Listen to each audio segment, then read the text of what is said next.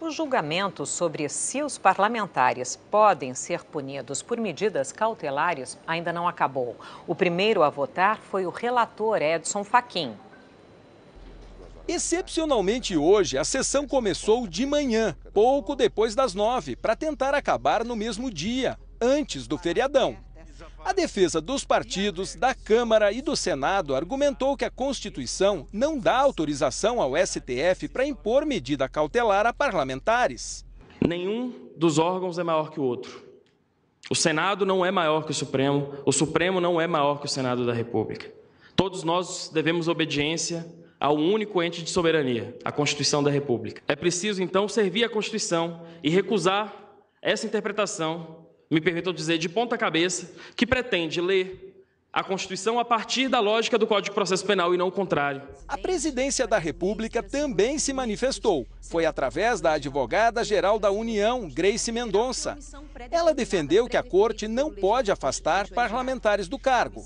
Grace Mendonça procurou explicar a existência de 2 pareceres da AGU com posições diferentes. No ano passado, a AGU entendeu que o Supremo poderia adotar medidas previstas no Código de Processo Penal contra deputados e senadores, sem precisar do aval do Congresso. Agora diz que a aplicação de medidas cautelares contra parlamentares é ilegal.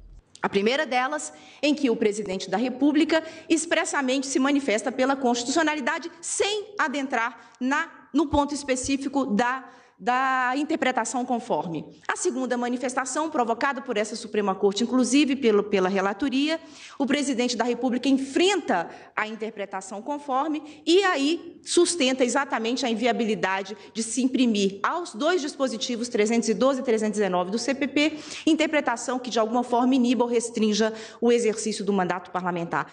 O ministro Luiz Edson Fachin, relator da ação, foi o primeiro a votar. Ele disse que não se pode usar a mesma premissa de revisão de uma medida do Poder Judiciário pelo Legislativo, como se faz em casos de perda de mandato, por exemplo. Fachin afirmou que há uma grande diferença. Perda de mandato é medida irreversível. Já a suspensão temporária da função pública, que é o que está em discussão, é para evitar a prática de infrações penais. O relator disse ainda que não se pode confundir imunidade com impunidade.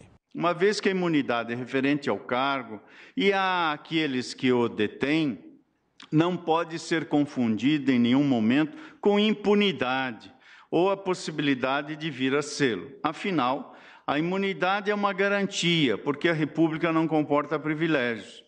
Até porque privilégio é incompatível com a República. Fachin rejeitou a ação, enfatizando que políticos devem ser responsabilizados por seus atos. Entendo que a compreensão adequada desses 3 parâmetros há de ser feita à luz do princípio que mencionei inicialmente, ou seja, do princípio republicano que está na Constituição.